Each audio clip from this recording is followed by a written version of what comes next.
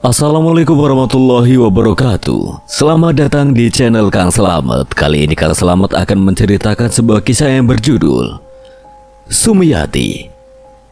Tidak ada yang tahu, tidak ada yang mau tahu, dan tidak ada yang membiarkanmu keluar hidup dengan membawa rahasia besar. Bungkam. Cerita ini ditulis oleh Cikumunya. Dan sebelum kita masuk ke ceritanya, buat kalian yang belum subscribe channel ini, tekan tombol subscribe-nya terlebih dahulu dan tekan tombol notifikasinya agar kalian tidak ketinggalan cerita seram lainnya dari Kang Slamet. Gak usah berlama-lama lagi, langsung saja kita masuk ke ceritanya. Sumiyati. Si pengurang dan saya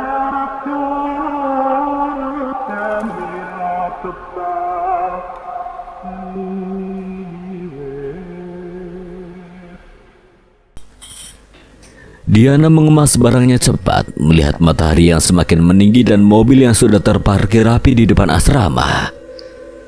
Diana, cepetan, udah ditunggu, mobilnya udah datang. Diana pun tidak kalah kesalnya, keberangkatannya yang dijanjikan besok mendadak dimajukan tanpa sepengetahuannya. Diana memasukkan helai baju terakhirnya sebelum akhirnya menutup resleting tas, selalu menenteng menuju mobil. Sesudah menaruh tas di bagasi mobil, Diana kembali masuk ke ruang tamu menunggu Suster Mary datang. Saat Suster Mary datang, Diana, Nina, dan Susan mendekat. Tidak banyak yang Suster Mary katakan, hanya 2 kalimat. Kalian datang sebagai tamu. Pastikan attitude dan tata krama dijunjung tinggi, yang sopan.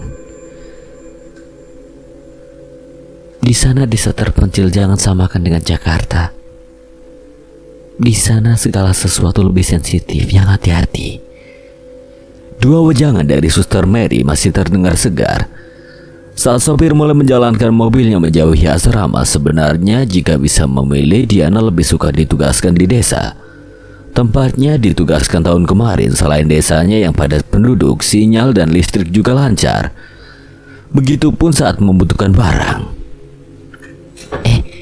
Katanya desa yang akan kita datangi itu berbau mistis. Bukan lagi, Nin. Bahkan julukan untuk desa itu pun desa tak kasat mata. Barang siapa berniat jahat sama warga desa itu gak akan kelihatan. Dan barang siapa yang tetap nekat ke sana dengan niat jahat, gak akan bisa pulang, disesatin di hutan itu dan hilang. Nina yang mendengar perkataan Susan menyiratkan ekspresi takutnya dengan kening yang berkerut. Sedangkan Diana dari tadi hanya diam, wajahnya terus mengamati sepanjang jalan yang mulai menjauh dari kota Jakarta. Perjalanan yang ditempuh lumayan panjang, sekitar 2 hari 2 malam, itu pun jika tidak macet dan berjalan sesuai rencana. Siang berganti malam membuat mereka berhenti sejenak pada sebuah penginapan tua. Dari luar terlihat mengerikan namun nyaman, mengingat satu kamar hanya diisi berdua. Akhirnya Diana mengalah. Ya udah, nggak apa-apa, kalian tidur berdua aja, aku sendiri. Nina dan Susan mengangguk paham lalu masuk ke kamar sebelah. Begitupun Diana. Diana merebahkan dirinya di kasur. Setelah membersihkan diri kembali, teringat malam sebelum keberangkatannya. Diana merogoh sebuah kotak kayu yang bertuliskan aksara Jawa. Kotak yang diberikan Suster Mary kepadanya untuk berjaga-jaga, katanya. Sebagai seseorang yang tidak percaya hal mistis, kotak itu dimasukkannya lagi ke dalam tas, tidak pernah dibuka. Dari awal Suster Mary memberikannya pada Diana pun, Diana sama sekali tidak tertarik. Baginya sesuatu seperti jimat bukannya melindungi tetapi malah mengundang. Namun tetap di bawah kotak itu hanya supaya Suster Mary tidak tersinggung. Ada satu hal yang membuat Diana tidak suka kepada Suster Mary. Sikapnya yang dingin seperti tidak memiliki ekspresi. Juga sikap Suster Mary yang tidak suka dibantah. Namun apa jadinya jika tidak ada Suster Mary? Diana yang seorang yatim piatu tidak mungkin bisa menjadi bidan. Begitupun Susan dan Nina tidak akan bisa menjadi ahli gizi dan seorang perawat. Diana, Susan, dan Nina adalah anak dari panti asuhan berbeda. Mereka dipilih, dididik, dan diasuh untuk mengabdikan diri pada rumah sakit tertua di Jakarta.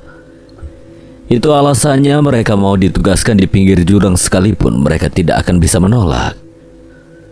Keesokan paginya Diana, Susan, dan Nina kembali melanjutkan perjalanan. Jalanan yang tadinya ramai berubah menjadi sepi. Di sepanjang jalan pun tidak ada kios ataupun toko. Yang terdapat di sepanjang jalan hanyalah pohon-pohon besar yang menjulang tinggi dan rantingnya menutup pandangan saat orang menengadah ke langit. Membuat hari yang masih sore terlihat lebih gelap. Jalan yang tadinya mulus berganti dengan jalan berbatu.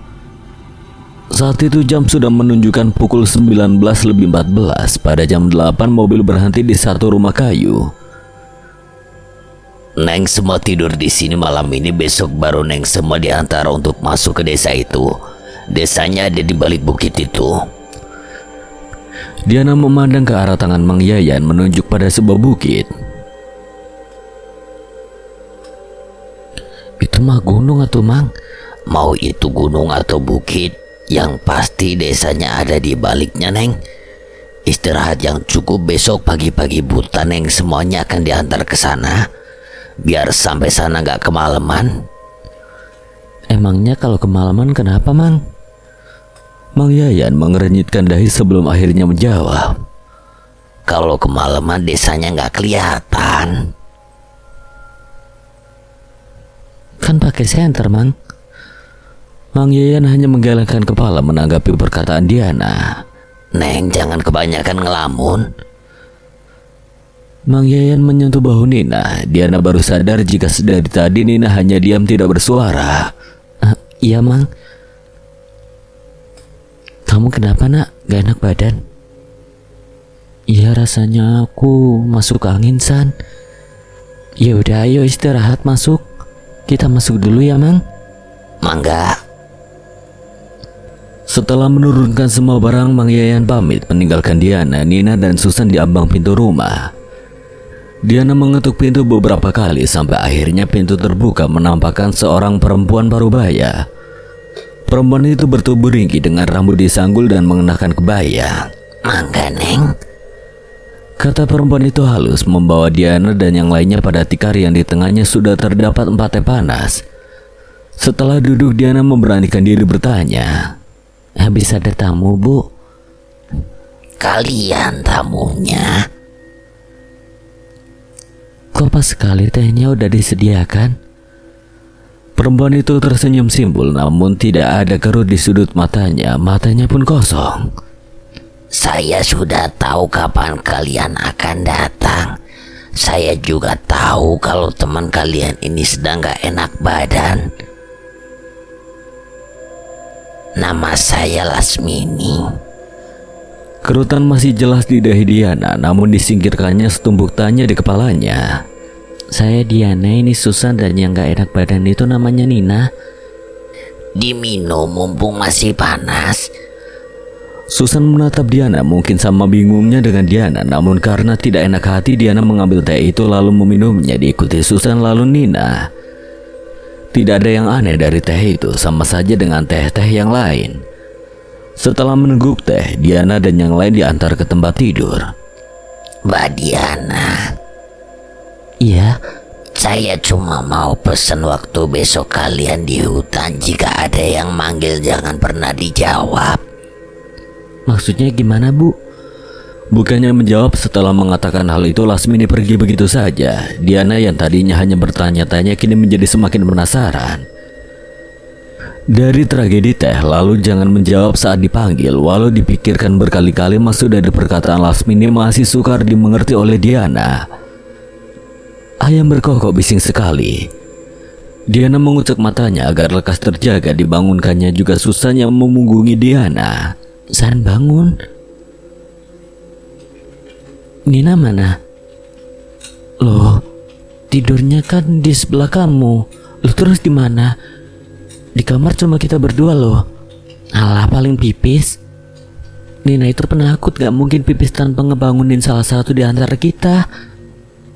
Tahu dia juga bukan bocah lagi.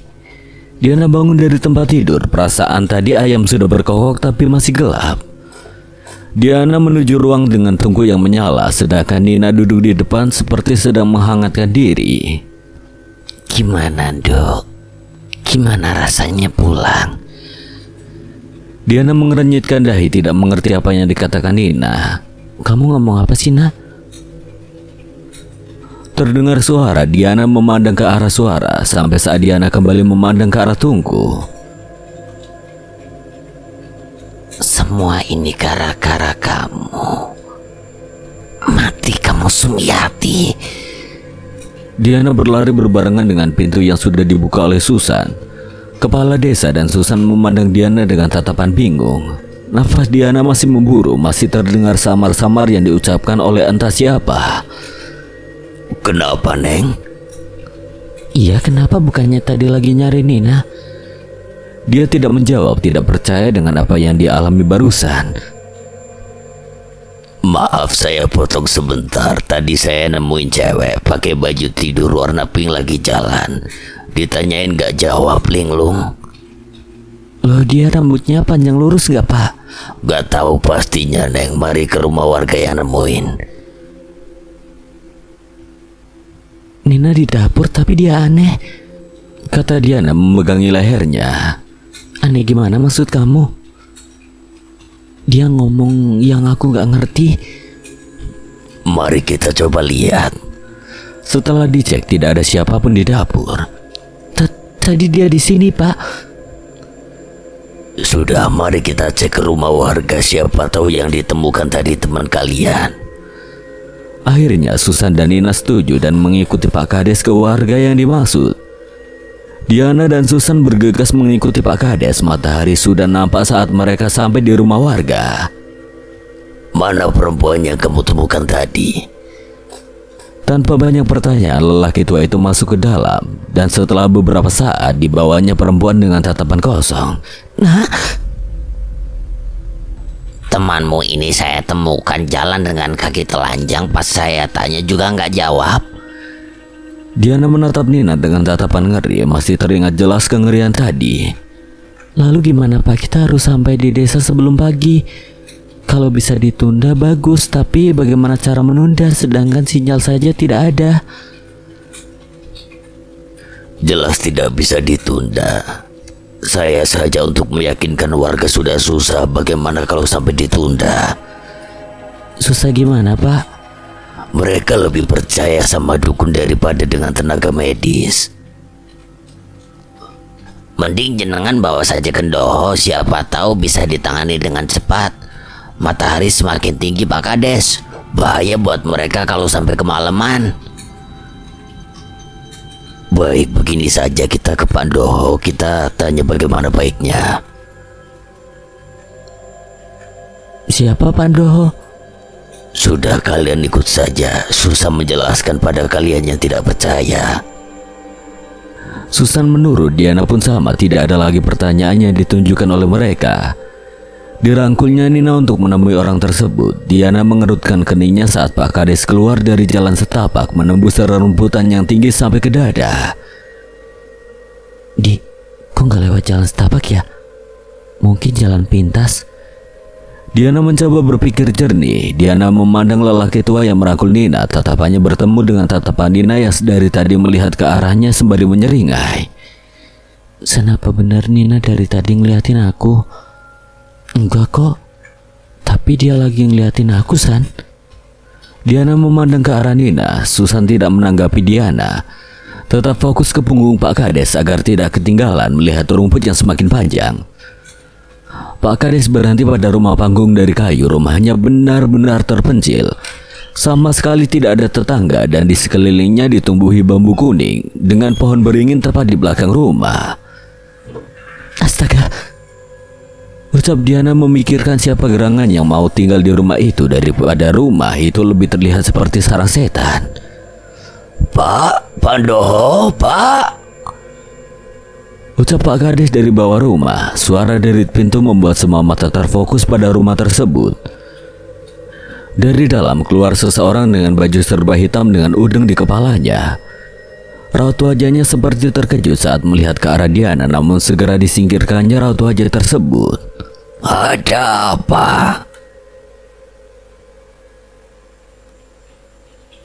Tolong perempuan itu, dia linglung, saya nggak bisa menangani. Pak Doho manggut-manggut mengamati Nina sebelum akhirnya menyuruh masuk. Dari dalam saja bau dupa sudah sangat menyengat, mengingatkan Diana pada bau kamar Suster Mary. Duduklah. Semua menurut duduk bersila berhadapan-hadapan dengan Pak Doho, namun ada hal yang membuat Diana sedari tadi risih. Perasaan yang linglung itu Nina, namun sedari tadi tatapan Pak Doho berfokus pada Diana. Gimana Sum rasanya pulang? Maksudnya gimana ya Pak? Saya Diana. Pak Doho menatap Diana lekat namun tidak melanjutkan kata-katanya. Doho, jangan bertele-tele. Anak-anak harus sudah sampai ke desa sebelum malam. Anak perempuan ini cuma wadah, badannya lemah jadi gampang buat dimasukin. Kalian sudah ketemu Lasmini?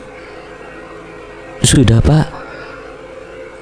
Pak Kades dan laki-laki tua itu menatap kaget ke arah Susan yang menjawab tanpa beban. Lasmini? Sepertinya dia datang untuk memperingatkan seperti 20 tahun silam. Bohong kamu. Ucaiku mulai Kades.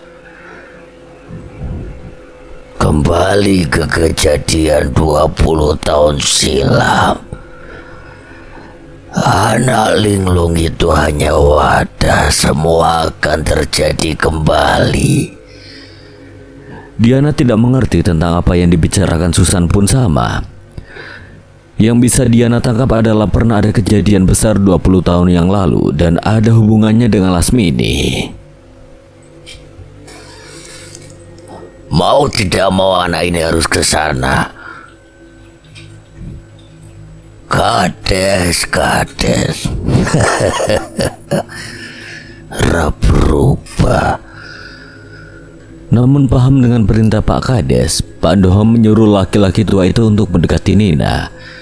Dipegangnya kepala Nina dan bibir yang terus bergerak seperti tengah melafalkan mantra. Asu, anak kiri arep dolanan karo aku ah. Nina meracau dengan intonasi tinggi, namun bahasanya sama sekali tidak dimengerti oleh Diana.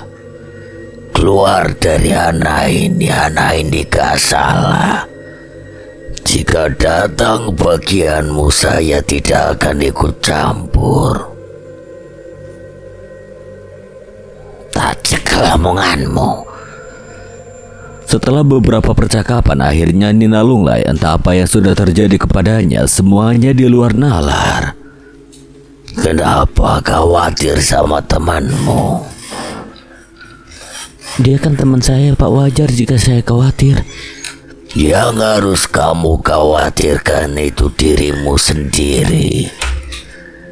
Kalau sampai terjadi sesuatu sama kamu, satu desa gak ada yang bisa bantu. Diana mengerenyitkan dahi, bingung dengan apa yang barusan Pak Doho katakan. Gini aja, Des. Dua anak ini suruh ke sana duluan. Dan anak ini biar aku antarkan besok. Gak apa-apa Pak, besok kita cuma pengenalan proker kita. Jadi gak masalah Nina menyusul, yang penting ada saya dan Diana untuk mewakilkan. Setelah mendengarkan pernyataan Susan, akhirnya Pak Kades pun setuju. Mereka semua berpamitan meninggalkan Nina di rumah Doho. Pak, sebenarnya siapa Lasmini? Saya tidak bisa menjelaskannya. Hanya saja seharusnya kamu tidak pernah bertemu dia, dan saya berharap itu terjadi. Sayangnya dia menemuimu dan saya tidak bisa berbuat banyak. Maksudnya Pak? Nanti sesampainya di rumah langsung kemasi barang kalian cepat dan langsung berangkat saat semua siap. Nanti akan ada 2 orang yang mengantar kalian. Jangan bertele-tele jika tidak mau kemalaman. Entah mengapa semenjak kedatangan untuk menemui Pak Doho, Pak Kades mendadak dingin, sangat dingin malah. Bahkan pertanyaan Diana pun sengaja dihindari. Diana dan Susan sudah siap dengan carrier yang mereka sandarkan pada kursi depan rumah saat 2 orang laki-laki seusia mereka dan laki-laki tua yang tadi mengantar mereka sampai di teras dengan ditampingi oleh Pak Kades. Tatapannya lebih bersahabat ketimbang raut wajah Pak Kades dan laki-laki tua yang sedari tadi muram. Ayo Mbak, mari kita antar. Saya Dimas. Saya Susan, ini Diana teman saya. Pak, maaf dari tadi kita belum saling kenal. Bapak namanya siapa? Saya Usman. Ini center. Sudah dipastikan kalian sampai di tengah hutan malam, jadi jangan sekali-kali kalian memisahkan diri. Jangan aneh-aneh pantangan-pantangan yang lain, biar Pak Usman yang menjelaskan. Pak Kades mengulurkan 2 buah senter. Setelah semua dirasa siap, Diana dan Susan berangkat. Jalan yang mereka perkirakan jalan setapak ternyata salah besar. Berkali-kali Pak Usman menggerakkan celuritnya lincah untuk memangkas setiap rumput yang menjulang tinggi. Gila ini mah, kalau kita ditinggal, kita nggak akan ngerti jalan balik, Di. Susan melihat hutan yang benar-benar seperti tidak pernah dijamah orang. Bagaimana tidak? Pak Usman saja harus membuat jalan menandakan desa sebelah pun tidak pernah ke sana. Seperti yang sudah diperkirakan, mereka sampai di tengah hutan dengan keadaan langit sudah gelap. Pak Usman memutuskan untuk istirahat sejenak. Di kebelet pipis. Gila, kamu keadaan kayak gini masih sempat kebelet pipis. Di, please. Duh, ya udah ya. Setelah diizinkan, akhirnya dengan berat hati Diana menjauh sedikit dari Pak Usman dan Dimas. Susan masuk ke semak-semak sedikit menjauh dari Diana. Posisinya yang jongkok membuat badannya membaur dengan rumput. Mendengar teriakan dari sekitar posisi Susan pipis, sontak Diana panik dan masuk di antara semak-semak, mencari sumber suara, takut jika Susan digigit ular. San, Diana di sini. Diana mengikuti sumber suara yang semakin lama membawanya semakin masuk ke semak-semak, namun semakin diikuti suara itu semakin menjauh. Diana, hei, aku di sini. Susan memanggil dengan panik melihat Diana yang semakin masuk ke semak. Susan. Ia berbalik dan mendapati lampu senter yang mengarah ke arahnya. Gak mungkin aku udah sejauh ini. Kalau Susan di sana terus yang manggil. Priye rasane mulai. Jantung Diana berdegup kencang mendapati suara yang begitu dekat tepat di telinganya. Nafasnya memburu. Untuk beberapa saat tubuhnya kaku tidak bisa bergerak. Diana! Teriakan itu membuat Diana tersadar. Kembali lagi diingatkan Diana pesan Lasmini kepadanya. Kalau ada yang memanggil jangan menjawab. Diana tidak menghiraukan suara itu walau ketakutannya sangat nyata. Mencoba fokus kepada arah sinar senter milik Susan. Ih, takut ya. Suara anak kecil seperti tepat di bawahnya. Suara besar tepat di telinga kanannya. Suara demi suara membuat Diana ingin menangis saat itu juga, karena bukan hanya satu, melainkan banyak sekali suara di sekitarnya yang membuatnya bergidik ngeri. Namun sekuat tenaga tidak dihiraukan saat sinar senter itu sudah semakin dekat. Sebuah tangan menarik pundaknya. Meteko jatamu. Suara terakhir membuat Diana menepiskan tangan itu dari lengannya. Setelahnya sekuat tenaga ia lari sampai pada lampu senter dan terduduk lemas. Diana. Susan mengguncangkan badan Diana. Diana mendengar panggilan Susan, namun semua badannya masih bergetar dan mulutnya terlalu keluh untuk sekedar menjawab. Berapa sudah dibilangin jangan jauh-jauh malah sampai ke prosok. Apa? Tapi saya nggak paham Pak Usman bilang apa. Apa sih Pak? Orang ketakutan kok malah dibentak? Kita lanjutkan perjalanan. Jangan ada lagi yang mau pipis dan sebagainya. Kalau kalian bergegas sebelum tengah malam, kita sudah bisa sampai desa. Pak Usman enggan untuk mengulang kata-katanya, bergegas mendahului Susan dan Dimas yang membopong Diana. Dan benar saja, sebelum tengah malam, walau berjalan pelan, Susan, Diana, dan yang lain sudah sampai di gerbang desa dengan selamat. Desa Rawatelu, tertulis di gapura bagian depan. Diana berjalan paling akhir saat memasuki desa tersebut, mengumpulkan hal-hal yang mengganjal sepanjang perjalanannya ke sini. Semenjak Mang Yayan mengantarkan mereka ke desa ini, semuanya seakan menyudutkannya. Lasmini yang memperingatinya, Nina yang mengatakan hal aneh dan menatapnya tajam, orang-orang yang terus menganggapnya sebagai orang lain, dan berubah mendadak dingin setelah mengunjungi Pak Doho. Sum, siapa Sum? Kenapa aku yang disuruh hati-hati oleh Pak Doho? Kenapa harus aku yang menunggu giliran? Semua pertanyaan itu bergumul tidak kunjung menemukan jawaban. Mata Susan menyapu sepanjang jalan yang gelap, mencoba mengingat setiap jalan yang dilewatinya. Dibandingkan memikirkan kejadian-kejadian janggal, Susan lebih memilih mengamati keadaan, sampai akhirnya mereka berhenti tepat di sebuah rumah kayu.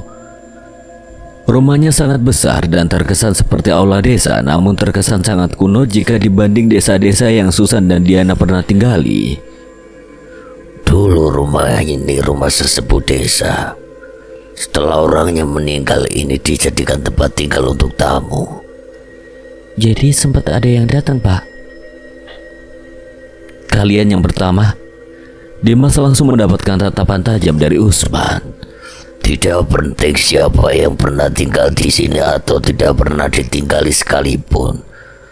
Selama ada tempat berteduh, saya rasa itu sudah cukup. Susan merasa Pak Usman sedang menyembunyikan sesuatu, namun Susan sendiri enggan menanyakannya. Pesan saya di sini orangnya sangat tertutup dan sangat sensitif. Mohon untuk menjaga tutur kata dan sopan santun. Dengan begitu kalian datang dengan selamat pulang pun utuh.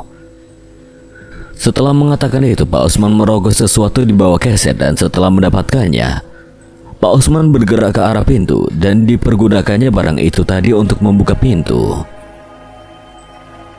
Emang gak bahaya, Pak, kalau kuncinya ditaruh di bawah keset? Rumah sebesar ini apa gak takut kemalingan? Nyuri saja kalau mau, tapi jangan berharap bisa pulang utuh. Kalau gak, bagian tubuh kalian yang jadi ganti. Ya, separuh waras kalian yang diambil. Usman mencoba menahan tawanya yang membuat Susan semakin yakin ini bukan saja tidak beres namun juga membahayakan. Mbak, Sus. Ucap Dimas di belakang Susan membuat Susan menoleh ke arahnya. Apa? Dimas tidak menjawab, namun setelah mensejajarkan langkah kaki, dia menyelipkan selembar kertas kepada Susan yang langsung digenggam dan dimasukkan ke saku celana. Jadi di bawah ini ada aula, dapur terpisah tepat di belakang, dekat dengan kamar mandi, sedang kamar kalian berada di lantai kedua. Jadi penjelasan prokes besok di bawah ini, Pak? Betul, besok kalian bertemu dengan Pak Kades di desa ini. Beliau yang akan menjelaskan lebih banyak. Susan mengangguk paham, dan setelah Pak Usman dan Dimas pamit pulang, Susan dan Diana pun naik ke lantai atas. Mengingat besok mereka akan menjelaskan proker ke warga desa pagi-pagi sekali. Lu ngerasa ada yang aneh gak sih? Udah, kita fokus aja untuk pengenalan proker besok, Di. Susan menaiki tangga yang terbuat dari kayu. Suara itu terasa sangat nyaring saat Susan dan Diana menaiki tangga yang terbuat dari kayu. Suaranya terdengar sangat ngilu di telinga, terlebih di rumah ini cuma ada mereka berdua. Sesampainya di atas, San, bukannya di rumah kita cuma berdua? Jangan noleh ke belakang. Diana mengangguk paham mengamati setiap kamar. Mata Susan tertuju pada kamar yang pintunya terbuka. Sekuat tenaga ia berlari sembari menggandeng tangan Diana memasuki kamar itu dan menutupnya rapat-rapat. Nafas Diana memburu saat dirinya berhasil masuk kamar. Gila. Seisi rumah terang, namun suasananya sangat mencekam. Malam berganti pagi, diawali dengan ketokan pintu di bawah lantai, membuat Susan mengerenyitkan dahinya, menahan ngilu di sekujur badan akibat tidur dengan posisi duduk menahan pintu. Duh, tulang rasanya mau keluar dari tempatnya. Belum saja hendak mengeluhkan hal yang sama, Susan lebih dulu meraup sadar. Turun. Hari ini pengenalan proker, Di. Mereka bergegas turun dengan keadaan berantakan. Baju yang sedari malam melekat saja belum lepas dari badan akibat kejadian semalam. Selamat pagi. Pagi, Pak. Maaf kita belum siap-siap, tapi bukannya nanti acaranya jam 9 pagi ya? Maaf, ini saja matahari masih malu-malu. Boleh saya masuk? Saya ingin menjelaskan sedikit. Silakan. Tutup saja pintunya, nanti anginnya masuk. Masih pagi jadi masih dingin.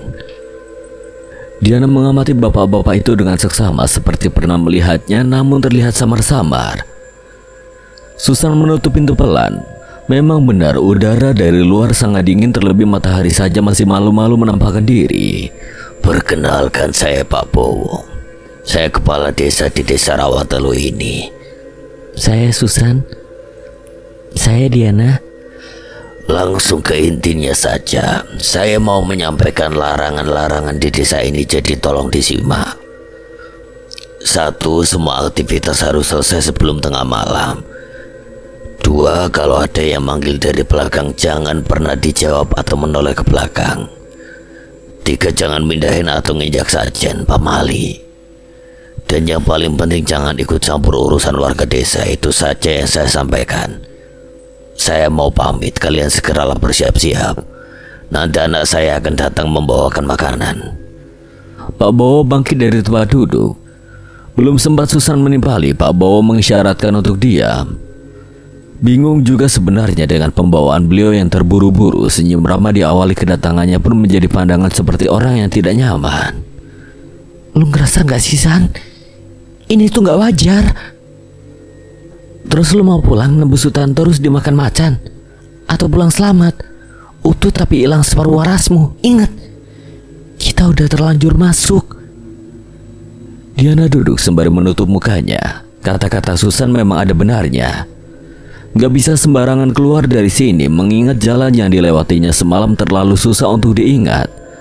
Apalagi hal yang sama ada di dalam hutan itu sendiri. Membayangkannya saja membuatnya merinding. Mandi, hah? Kamu mau ketemu sama warga desa dengan keadaan kucel? Bangun dan mandi, habis itu baru kita pikirkan lagi apa yang harus kita lakukan. Diana memandang Susan dan mengangguk. Mau bagaimanapun juga mereka adalah pelayan masyarakat. Dalam keadaan apapun tugas selalu harus diutamakan. Sepertinya itu juga menjadi pengalihan fokus sesaat agar tidak terus-menerus diliputi rasa takut. Ada sinyal gak? Kamu masih mikir di desa ini ada sinyal? Ya udah, cek data-datanya. Mana lagi anak Pak Kades yang mau bawain makanan? Susan memegangi perutnya. Tiba-tiba terdengar pintu diketuk. Susan bergerak cepat ke arah pintu lalu membukanya. Dari ambang pintu terlihat anak perempuan dengan rambut yang dikepang dua dengan baju terusan berwarna biru muda. Di tangannya terdapat rantang 4 susun.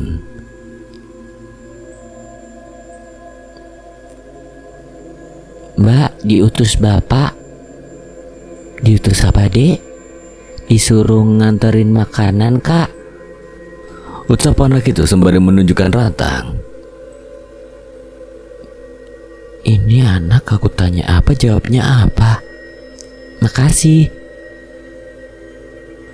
Anak itu menyodorkan rantang yang dijawab dengan anggukan singkat lalu berlari pergi begitu saja. Susan berjalan keluar ke ambang pintu. Sekarang matahari sudah sedikit membuka diri, memperlihatkan desa yang dihimpit beberapa gunung. Sampai seseorang yang memandangnya dari balik pohon merenggut fokusnya. Pandangan Susan terfokus pada seseorang yang tadinya dia pikir anak kecil. Pandangan masih saja remang karena rimbun daun yang menghalau cahaya matahari. Nafas Susan memburu mengingat kejadian semalam, kejadian saat dirinya pipis. Dan sesuatu membawa Diana masuk jauh ke rimbunnya rumput, lalu kembali dengan banyak mata yang bercahaya yang membuntutinya. Gak mungkin sampai sini. Kenapa, San? Pertanyaan Diana membuat Susan terkaget dan hampir saja menjatuhkan rantang yang sedari tadi dia bawa. Hati-hati dong. Katanya lapar malah mau ditumpahin. Enggak, ayo masuk. Cukup dirinya saja yang tahu. Memberitahu Diana hanya akan membawa perdebatan yang sudah mendingin. Diana membuka rantang makanan tersebut. Terdapat nasi, telur goreng, daging ayam, dan pisang. Bukan Diana tidak tahu kalau Susan tengah menyembunyikan sesuatu. Tua ekspresi dan hal semalam sudah cukup untuk mengetahui apa yang terjadi.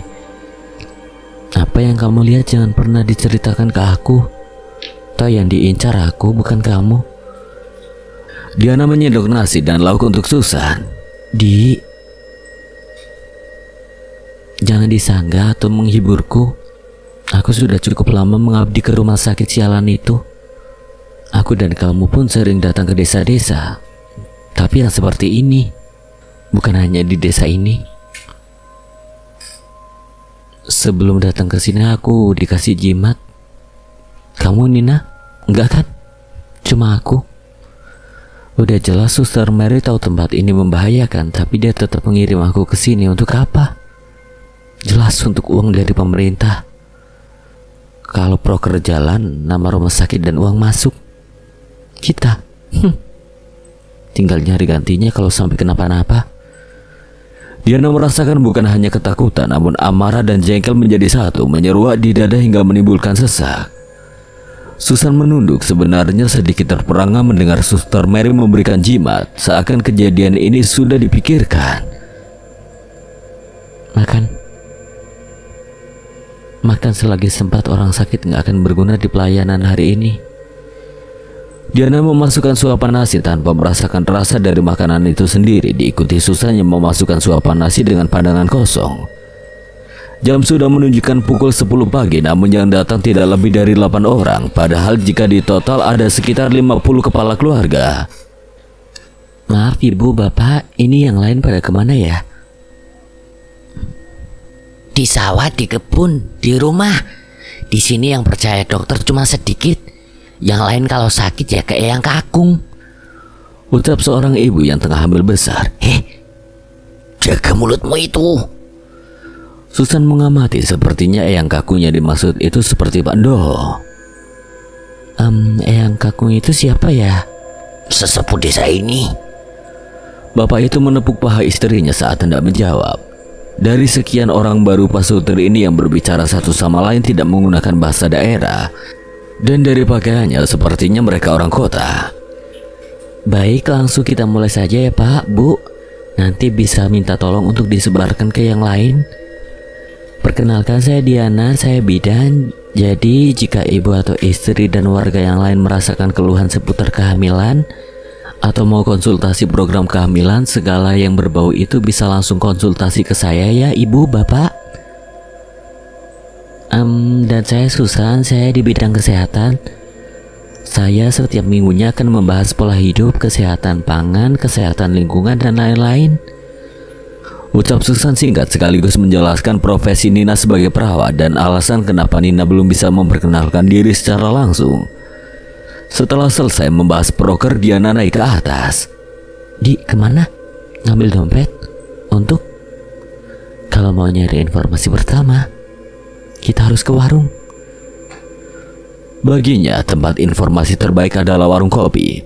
Sedari tadi berjalan rasanya hampir frustasi karena tidak ada satupun warung yang buka. Ditambah jalan masih asing bagi Susan dan Diana, jarak rumah satu ke rumah yang lain pun berjauhan. Sampai akhirnya mereka menemukan satu warung yang ramai sekali, satu-satunya warung yang buka. Buka itu Di, mana rame? Ayo. Diana menarik tangan Susan. Sesampainya di ambang pintu, beberapa orang menatap Diana dan Susan dengan tatapan tanya. Mungkin karena Susan dan Diana masih baru di sini. Loh, Bu Bidan? Sapa ibu warung antusias. Ibu itu adalah ibu yang sempat Susan tanya saat pengenalan proker. Kebetulan yang menyenangkan batin Susan. Loh ibu, mau nyari apa Bu Bidan? Kopinya satu Bu, teh panasnya satu. Tunggu ya, silahkan masuk. Diana dan Susan pun masuk sembari memasang telinga baik-baik. Tatapan dari orang-orang sudah memudar, kembali fokus dengan obrolan masing-masing. Bapak sudah jual kambing? Sudah. Kemarin ke kampung sebelah, sekarang di desa cuma bisa ternak, gak bisa buat nanam. Sudah 20 tahun berlalu, kesalahan sedikit saja bisa panjang urusan. Diana mengerutkan dahinya, tidak satupun perkataan yang dia mengerti. Ini Bu minumnya. Makasih Bu, duduk di sini saja Bu sekalian ngobrol. Boleh? Ibu itu duduk setelah mengembalikan nampan. Ibu ngerti mereka ngomong apa? Ngerti dong. Ibu dulu kecil di sini lalu merantau karena sawah gagal panen terus. Mau dijual juga tanah warisan pamali jadi merantau. Padahal tanah pedesaannya Bu harusnya subur. Dulu sangat subur. Walau warga desanya sedikit, perekonomian di sini tergolong maju. Sayur, kopi, dan hasil kebun melimpah. Tapi sejak 20 tahun yang lalu mulai berubah. Jawab ibu itu dengan tatapan menerawang, mencoba mengumpulkan memori-memori di masa lampau. Berubah karena apa Bu? Dulu sempat ada orang kota datang ke sini, melakukan semacam perjanjian dengan penunggu desa. Syaratnya bayi yang betonnya Selasa Wage waktu itu harus ada 1 bayi. Orang tuanya dibayar mahal agar anaknya bisa dijadikan tumbal. Uang sudah dikasih, namun ibu dari bayi itu tidak tega. Dibawanya bayi itu ke desa seberang lalu ditolong oleh Doho, sesepuh desa seberang. Namun perjanjian dengan penunggu sudah dilakukan. Dan betapa marahnya penunggu itu saat tumbal yang dijanjikan tidak ada. Dan yang terkena imbas desa kami. Hasil panen selalu buruk, padahal sudah kita usahakan untuk mengganti tumbal itu dengan hewan ternak, namun tidak pernah berhasil.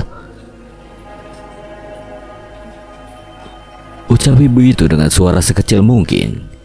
Jadi hal itu Bu yang membuat tidak ada akses jalan ke desa seberang. Benar, saat itu semuanya marah. Walau sebenarnya bukan salah desa seberang, melainkan salah orang kota dan sesepuh desa kami. Namun orang kampung dihasut. Kalau bayi itu jadi ditumbalkan dan tidak dibawa kabur, sudah pasti panen desa kita semakin besar. Toh penunggu desa yang menjaga desa kita dari dulu, begitu kata sesepuh desa kami. Lalu kabar ibu bayi tersebut bagaimana Bu? Dipasung warga hingga tewas, sedang suaminya dijadikan ganti tumbal. Namun bukannya senang, penunggu desa bahkan semakin marah. Anak itu sudah ditandai. Nasib baik jika anak itu jauh dari desa, tapi kalau sampai kembali, sudah dipastikan dia tidak akan selamat. Kalimat terakhir seperti menusuk jantung Diana. Jika memang benar yang ada di kepalanya, nasib buruk sudah ada padanya. Jangan kamu teruskan cerita itu, Sri. Anak-anak itu tidak perlu tahu. Ucap laki-laki tua dengan tatapan tajam. Ibu itu kaget lalu menunduk ke lelaki itu. Sepurone Mbah. Oh, Eyang Kakung. Sepurone Eyang Kakung. Ibu itu gemetaran sebelum akhirnya pergi. Sudah tahu kan, kamu sudah ditandai.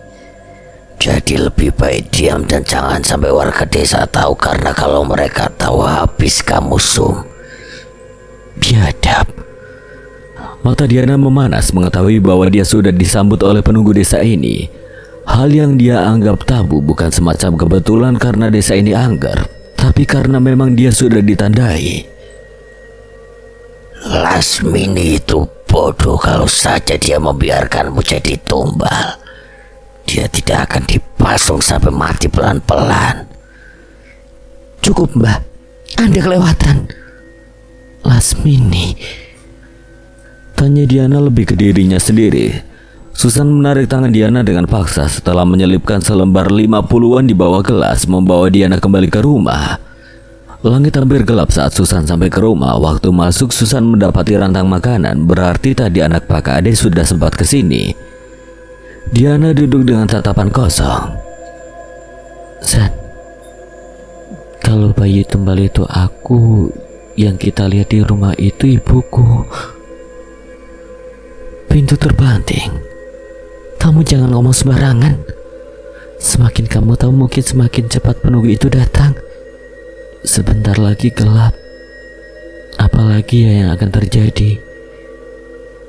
Diana berlari menaiki tangga meninggalkan Susan yang masih terpaku karena bantingan pintu tadi. Dibongkarnya seisi tas dengan kasar. Ketemu. Diana mengalungkan kalung yang sempat diberikan Suster Mary. Susan berteriak dari lantai bawah membuat Diana buru-buru menuruni anak tangga. Namun betapa terkejutnya Diana saat separuh anak tangga dia turuni terlihat sosok besar tinggi dengan rambut menjuntai sampai ke bawah. Tangannya mengulur ke kepala Susan menjambak sebagian rambutnya lalu mengangkat rambut itu sampai kaki Susan tidak menampak ke tanah. Sosok itu menatap Diana dengan matanya yang menyala merah sedang taringnya keluar dari bibirnya yang berwarna merah darah. Sudah aku tunggu 20 tahun lamanya setelah kamu datang. Kamu mau main-main denganku, Sum? Diana membeku, nafasnya kian memburu melihat sosok itu mulai menjulurkan lidahnya, menjilat seluruh wajah Susan dan setelahnya tertawa nyaring. Sake nyawa hilang merkolakumu. Semakin kamu lari semakin banyak yang hilang. Mati.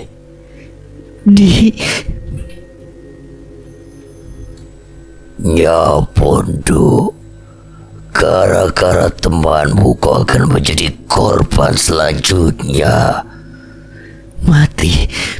Siapa saja yang sudah kau bunuh, iblis? Siapa? Semua yang berhubungan denganmu, bahkan temanmu yang dalam perjalanan pun sudah mati. Kutuntun hingga masuk ke dalam jurang menjadi satu dengan kaum kami. Biadab, iblis sialan. Yang iblis adalah orang yang membuat perjanjian. Aku hanya mengambil bagian. Siapa? Kalung itu kau pikir itu jimat? Itu adalah pengikat, sekali kau pakai tidak akan bisa lepas. Sejatinya kamu ditumbalkan untuk menjadi baturku. Salahkan wetonmu betapa kamu sangat digandrungi bangsaku. Karena wetonmu selosowake. Sialan, iblis kalian semua. Lepaskan dia. Kalau yang kamu mau aku, cukup bawa aku saja.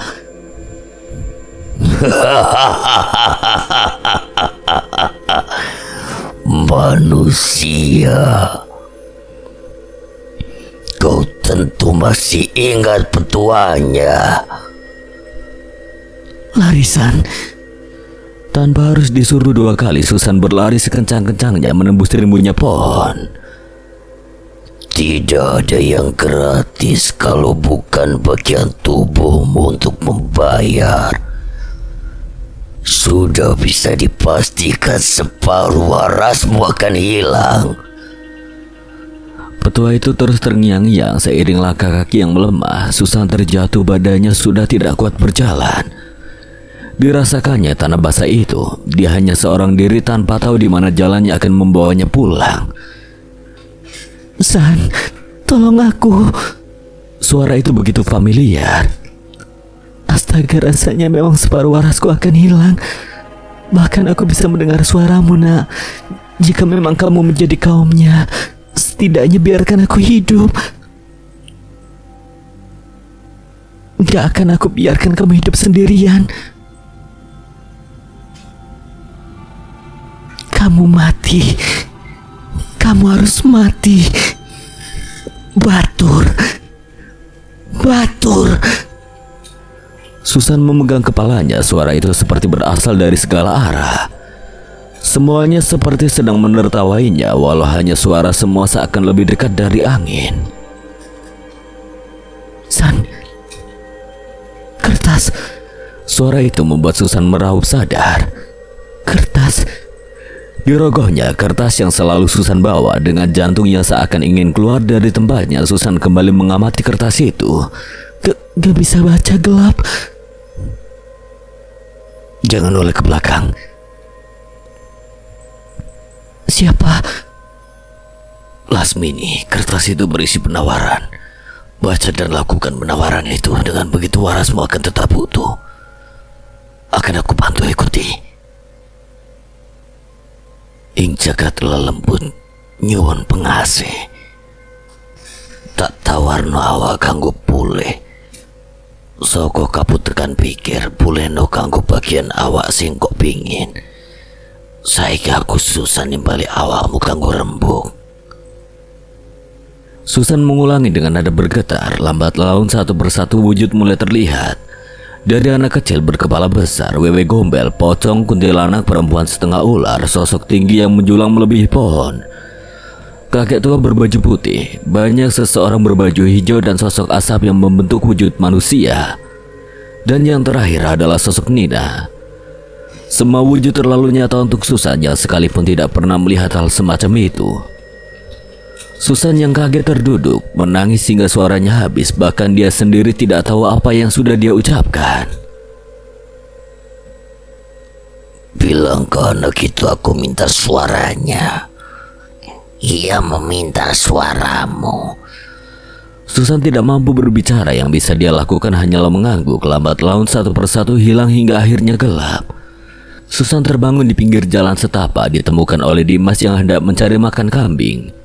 Loh, Mbak Susan. Susan membuka matanya, dia selamat, dan saat Susan hendak mengatakan sesuatu, tidak ada sepatah kata pun yang keluar dari mulutnya. Yang penting Mbak Susan selamat. Dimas membopong Susan untuk mencari pertolongan. Sekian. Dan terima kasih Baji Kumunya yang telah mengizinkan saya membawakan ceritanya. Apabila ada kesalahan dan kekurangan, Kang Selamat memohon maaf sebesar-besarnya, dan akhir kata Kang Selamat pamit undur diri. Wassalamualaikum warahmatullahi wabarakatuh.